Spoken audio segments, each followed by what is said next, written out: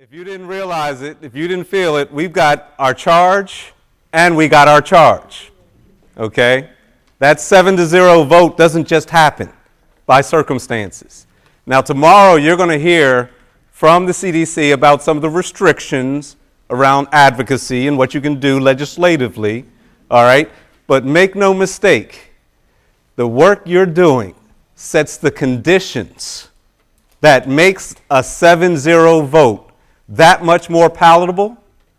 It puts the public will behind a 7-0 vote. It expands the knowledge and awareness of chronic disease prevention in your communities. And you do that through what? Policy, systems, and environmental changes. And so this meeting, as you learned in your first session with your national organizations, is about how do we build, and I'm saying the collective we, how do we build our capacity as local coalitions, as local communities to do that. All right? So let's start off by taking a double look at what we said we're on the hook for over the next 2 days. And you see it starts off with increased capacity and opportunity to initiate and sustain policy system and environmental changes that lead to healthier and more equitable communities. The bottom line. Address tobacco use, exposure, poor nutrition, physical inactivity, lack of community clinical linkages. All right?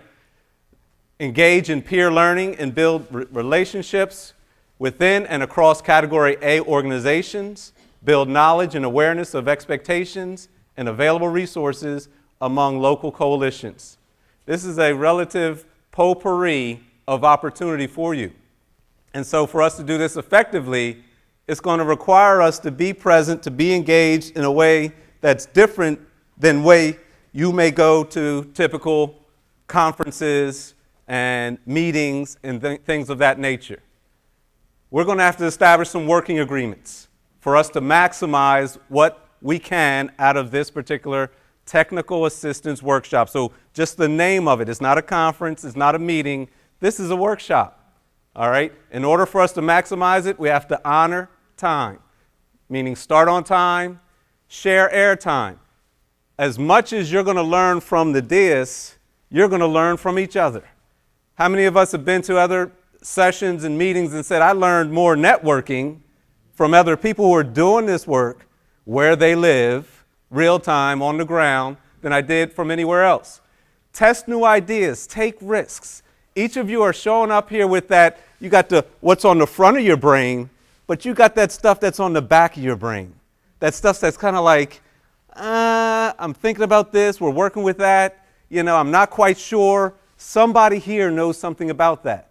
Take risks, share those ideas. You'll not only stimulate others, you'll get some answers for yourselves. Meet your needs.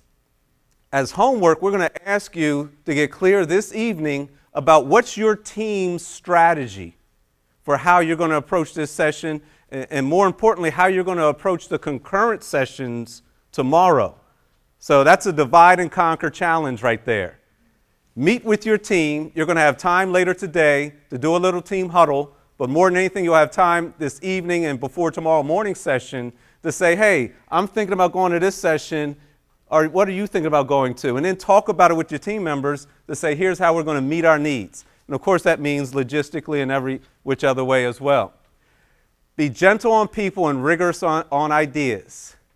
Let's kind of check our egos in a place where they'll be safe when we return to them in 2 days, all right? And let's say, you know what? I had a different experience, with that. Or does anyone know anything about this? We're only at such and such place. We don't want to have coalition envy here, all right? We don't want to get worried about, oh, they're so far out in front, and we look like, we're just starting off. We don't want coalition envy because that doesn't support our learning and our growth. All right? Be rigorous on ideas, but gentle on people, and engage through dialogue. So the classic difference between debate and dialogue. All right? We want to engage in dialogue. There's no one right answer to anything. All right? We're talking about amalgamating concepts and ideas so that we can walk away with more information, more knowledge, more understanding than what we came here with. Is that a deal? Is that a deal? Can we say where they live?